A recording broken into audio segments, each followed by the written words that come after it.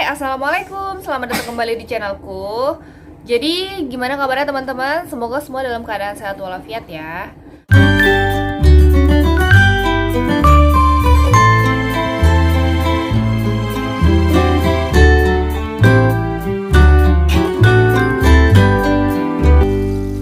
Dan di videoku kali ini aku mau menceritakan pengalamanku tentang flu Singapura.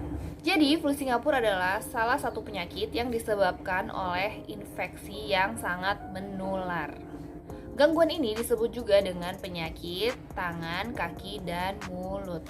Dan yang paling sering terkena penyakit ini, yang paling beresiko adalah anak-anak, terutama anak-anak yang lebih kecil atau balita. Dan pada orang dewasa, walaupun jarang terkena penyakit ini, tapi bisa juga terkena penyakit ini, dapat tertular juga. Jadi, flu Singapura ini dapat menimbulkan tanda berupa lepuhan atau luka pada sekitar mulut, siku, lutut, bagian bokong atau belakang lipatan paha, dan gejala yang timbul umumnya berupa gejala ringan sehingga dengan seiring berjalannya waktu akan hilang dengan sendirinya dalam beberapa hari. Diketahui belum ada obat yang ampuh untuk mengatasi flu Singapura ini. Jadi bagi anak yang tertular atau terkena flu Singapura ini sebaiknya beristirahat di rumah yang cukup sampai pulih baru beraktivitas kembali secara normal.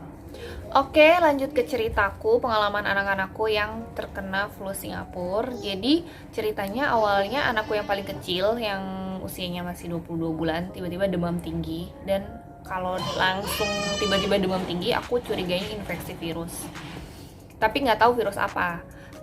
Jadi treatment yang aku lakukan di rumah adalah dengan memberikan pereda demamnya selama 3 hari. Aku berikan terus, kemudian demamnya mereda. Lalu setelah demamnya mereda itu di kakinya itu timbul banyak bentol-bentol yang awalnya aku pikir itu digigit oleh kayak tungau atau kutu kasur. Aku sama sekali nggak mikir ke flu Singapura pada saat itu. Jadi aku mikirnya kasurku ini perlu dibersihin supaya anak-anakku nggak digigit tungau. Setelah itu anakku yang kedua tiba-tiba demam tinggi dan sama dalam waktu 1-2 hari itu tiba-tiba muncul bentol-bentol di badannya. Tapi yang paling banyak itu di sekitar mulut sini tuh banyak banget. Terus di belakang siku sama di bagian dengkulnya, bagian lutut. Jadi aku juga awalnya mikir ini adalah gigitan serangga, tapi habis itu tambah banyak dan sakit. Jadi kalau aku sentuh, anakku ngerasa kesakitan, badannya panas. Kalau aku sentuh bentolnya itu sakit, dan dia jadi lebih rewel, lebih cepat marah. Dan aku baca salah satu ciri-cirinya dia tertular itu memang jadi lebih rewel dan lebih cepat marah.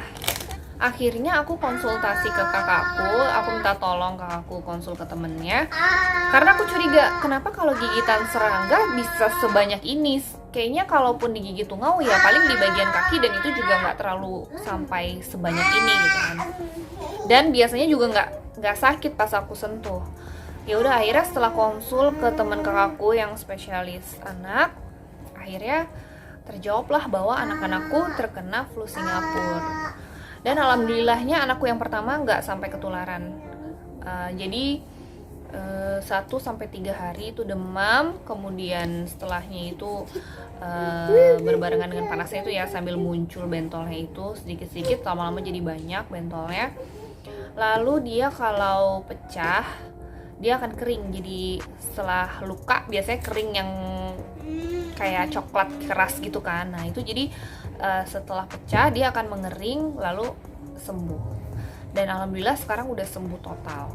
Jadi saranku untuk ibu-ibu yang anaknya terdiagnosa flu Singapura, jangan panik, tetap berikan pereda nyerinya.